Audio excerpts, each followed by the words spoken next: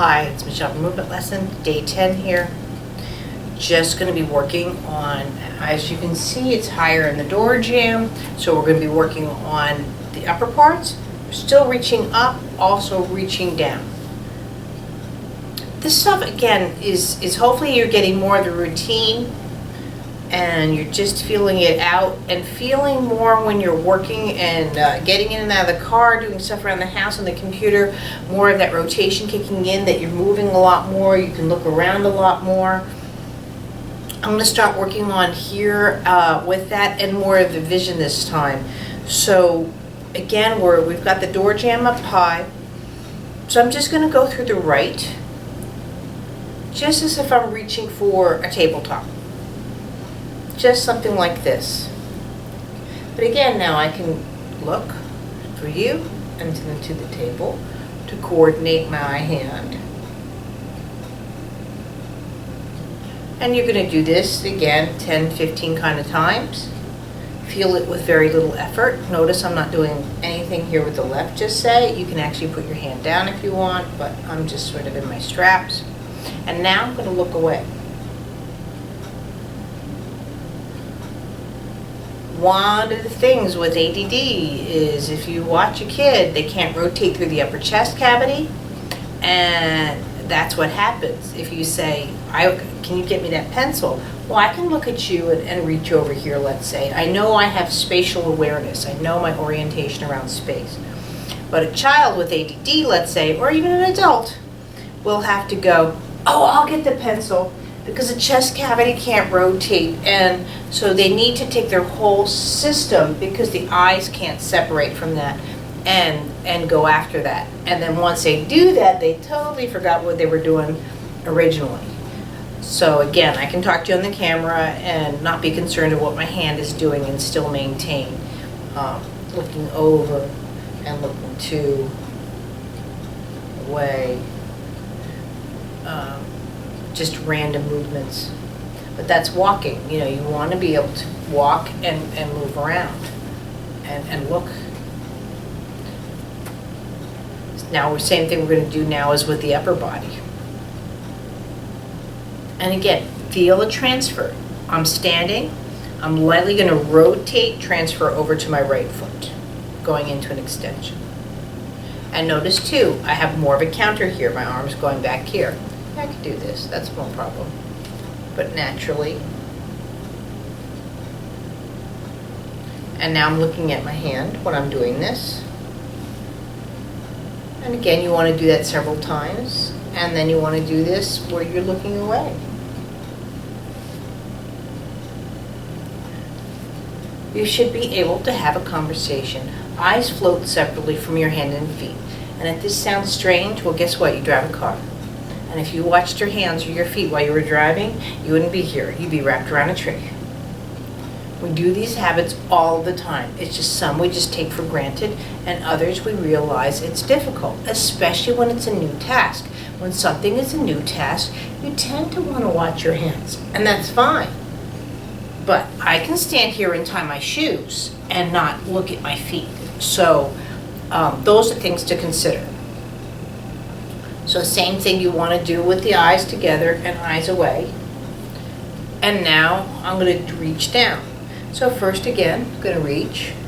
Again, I'm transferring my weight, rotating through the chest cavity.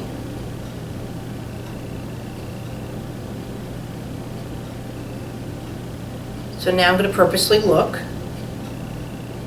So back to you, and then to my hands. And then again, once that's comfortable, do the same. Reach down and look over. And as I've said before, if this is a little strange, hold on to a chair. But that's why I like holding on to the bands. It gives you more of an awareness of where you are in space, but also allows you to have that opposition or the stresses through in your system, which are healthy. So now I'm going to change the foot pattern. So same lesson of coming over here, but now I'm going to be transferring. So I'm going to be transferring my left foot and still bring my right hand. So I can do this again, looking at you. And again, now I'm going to look at you, now to my hand, and then back.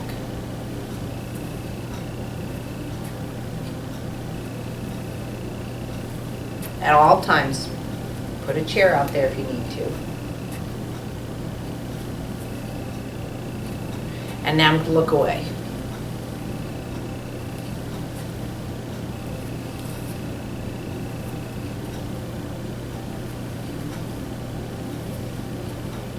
So you just want to work on those kind of coordinations. So that's down, we're going to go to the center.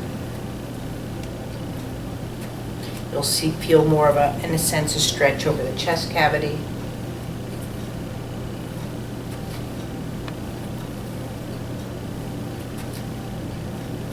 And notice how much I'm doing just with the right side. Just do this, flip it again, and just transfer it over to the left.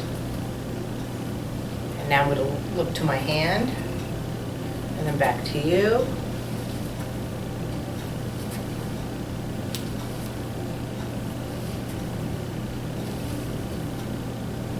And now I'm going to look away from my hand. Back to you. And it'll seem like you're dancing. And then we can do it again if you need to rest at all or get your bearings again, and we're just going to do it up higher. So.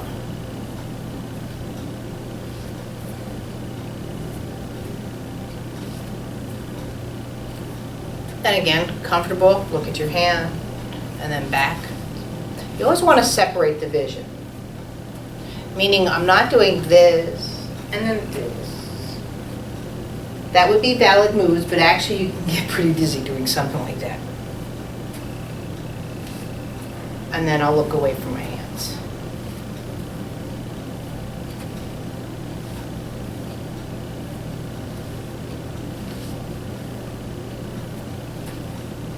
So just work on that.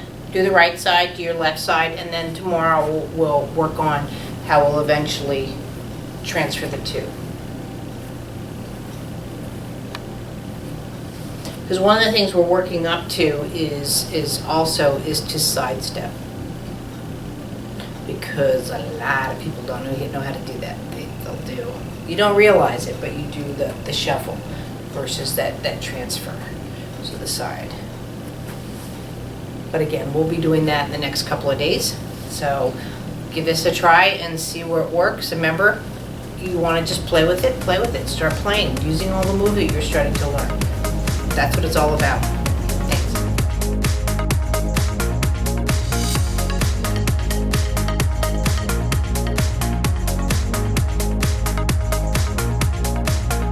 The Newborn Movement Assessment Guide is available at Amazon.com and at the newbornmovementassessment.com website. By joining this exciting community, you will learn how to help infants from the moment that they enter the world and change the lives of countless children and families. Out of necessity to help a globally delayed child, Michelle Turner, Movement Integration Specialist, created Movement Lesson to benefit children throughout the world.